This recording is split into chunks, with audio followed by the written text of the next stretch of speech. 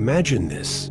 You're walking through an empty street at dusk when a stranger passes by, their face eerily familiar, their eyes locking onto yours with unsettling recognition. A chill runs down your spine. Have you met before? No, yet something in you knows them. That night, you dream of a life that isn't yours, but feels like it could have been. Choices you never made, paths you never took, a version of yourself you've never met, yet somehow remember. What if these moments aren't just déjà vu, but fractures in reality? What if your parallel self is reaching out, not to haunt you, but to wake you? Nietzsche warned, become who you are, but what if who you are is scattered across infinite possibilities, each one whispering through the cracks of your consciousness? The question isn't if these echoes exist, but why you're afraid to listen. You dismiss these moments as coincidence, your mind playing tricks. But what if the real trick is dismissing them? Society conditions you to fear the unexplained, to pathologize anything that defies rigid logic. Jung called it the shadow, the parts of yourself exiled to the unconscious, screaming to be heard. Nietzsche saw it deeper. You must become who you are isn't inspiration.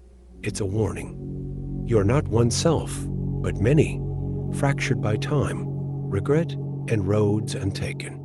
Modern life demands a single, stable identity, a resume of the soul. But the psyche rebels. Schopenhauer knew, beneath the surface, we are will and longing, pulsing with unmet potential. Those echoes, they're not ghosts, they're suppressed futures. The version of you that embraced risk, the one that walked away, the one that didn't apologize for existing, all pressing against the glass of your awareness. Why now? Because the man you've become is too small for the life you're living, and the universe refuses to let you forget. What happens when you keep ignoring these whispers? The weight of unlived lives doesn't vanish, it distorts you. A dull ache settles in your chest, a sense of being almost yourself, but never quite. You chase hollow victories, numb with distractions, wondering why fulfillment feels like a language you've forgotten. Huxley saw it coming, a society drowning in pleasure but starving for meaning, where the tyranny of the mundane suffocates the extraordinary. Cognitive science confirms this haunting. Your brain rehearses alternate realities and dreams. Your gut instincts scream truths your logic denies. Every time you silence the pull toward something greater, you don't avoid regret. You postpone it. The French existentialists called this bad faith, lying to yourself to escape the terror of freedom. But the lie has teeth. The longer you pretend you're not fragmented, the more those fragments control you from the shadows. The parallel versions of you aren't chasing you. They're waiting. And time is running out. The way out is not to silence these echoes, but to listen. Nietzsche demanded amor fati, the love of fate. Not passive acceptance, but a fierce embrace of every unrealized possibility still alive within you. Start by asking the dangerous questions. Where did I betray myself? What version of me have I buried to please others? Jungian shadow work offers a map. Confront what you've disowned.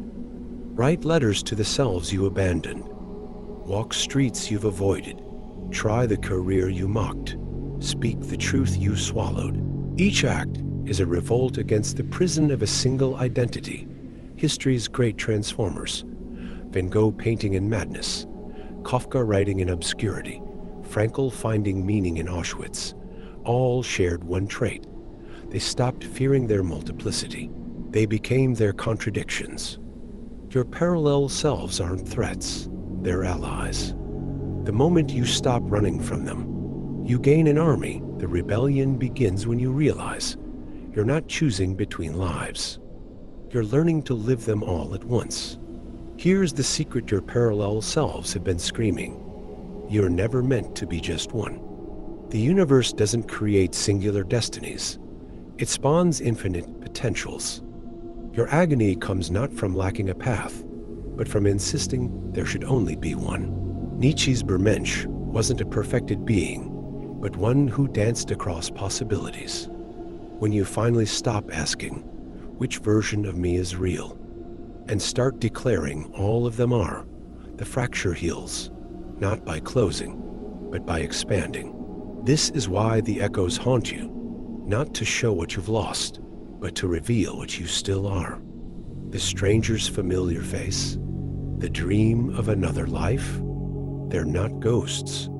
They're proof you are not a statue, carved in stone. You are the river, the storm, the horizon, always becoming, never contained. The moment you understand this, every road you've walked, every path untaken, collapses into a single truth. You are never lost. You are just learning how vast you truly are.